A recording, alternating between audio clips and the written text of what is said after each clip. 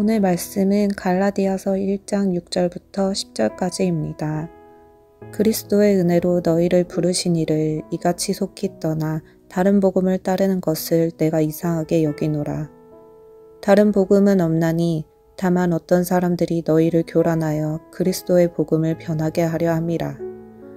그러나 우리나 혹은 하늘로부터 온 천사라도 우리가 너희에게 전한 복음 외에 다른 복음을 전하면 저주를 받을지어다. 우리가 전에 말하였거니와 내가 지금 다시 말하노니 만일 누구든지 너희가 받은 것 외에 다른 복음을 전하면 저주를 받을지어다. 이제 내가 사람들에게 좋게 하랴, 하나님께 좋게 하랴, 사람들에게 기쁨을 구하랴. 내가 지금까지 사람들의 기쁨을 구하였다면 그리스도의 종이 아니니라. 아멘. 바울은 갈라디아 지역 교회들에게 복음을 전했습니다. 그리고 복음을 토대로 교회가 세워졌습니다. 그런데 바울이 그들에게 다녀온 이후 그 교회를 흔드는 거짓된 가르침이 갈라디아 교회들을 흔들고 있습니다. 그런 거짓에 맞서서 바울은 그들에게 흔들리지 말고 참된 복음을 붙들라고 편지를 보냅니다. 오늘 본문에서 두 가지로 이 거짓에 흔들리지 않고 살아갈 수 있는 권면을 들으려 합니다. 첫째, 교회를 떠나지 않아야 합니다. 6절에서 바울은 너희가 다른 복음 쫓는 것을 내가 이상히 여긴다고 했습니다. 바울에게는 도무지 이해가 되지 않는 일이었습니다. 이 복음의 진리가 너무도 분명한데 사람들은 진리가 아닌 것이 진리인 양 그렇게 쫓아다니는 것입니다. 이런 유혹이 없는 때는 없습니다. 많은 사람들을 이 거짓이 진리인 양 속이고 사람들을 모으고 여러 말로 우리를 현혹하는 것, 바울의 세대에나 우리 세대에나 있습니다. 그렇다면 그런 거짓 가르침을 들어 우리를 유혹하는 자들의 손길에서 우리는 어떻게 안전할 수가 있을까? 가장 확실하고 안전한 방법은 하나님의 교회를 떠나지 않는 것입니다. 교회 밖의 가르침을 받지 않으면 되는 것입니다. 그것이 가장 확실합니다. 교회는 하나님의 백성이자 그리스도의 몸이고 성령께서 거하시는 전입니다. 이렇듯 교회는 삼위일체 하나님의 축복과 보호 아래 있습니다. 이것은 약속이자 동시에 교회를 향한 강한 권면입니다.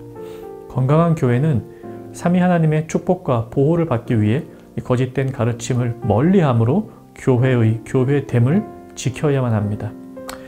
이 교회 밖에 있는 가르침이라고 해서 다 거짓은 아닙니다. 하지만 교회로부터 멀어지게 하는 가르침은 다 거짓입니다. 때문에 우리가 교회의 뿌리를 제대로 내리고만 있다면 우리는 거짓된 가르침에서 멀어질 수가 있습니다. 둘째, 세상의 기쁨을 포기해야 합니다. 10절입니다. 이제 내가 사람들에게 좋게 하랴 하나님께 좋게 하랴 사람들에게 기쁨을 구하랴 내가 지금까지 사람의 기쁨을 구하는 것이었다면 그리스도의 종이 아니니라. 바울은 단호하게 말합니다.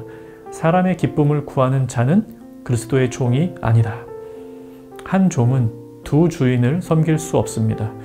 예수님께서도 보물이 있는 곳에 너희 마음이 있다고 말씀하시면서 그러므로 사람이 하나님과 재물을 겸하여 섬길 수는 없다고 말씀하셨습니다. 마찬가지로 우리는 사람들의 마음도 흡족하게 하면서 동시에 하나님의 마음도 흡족하게 할 수는 없습니다.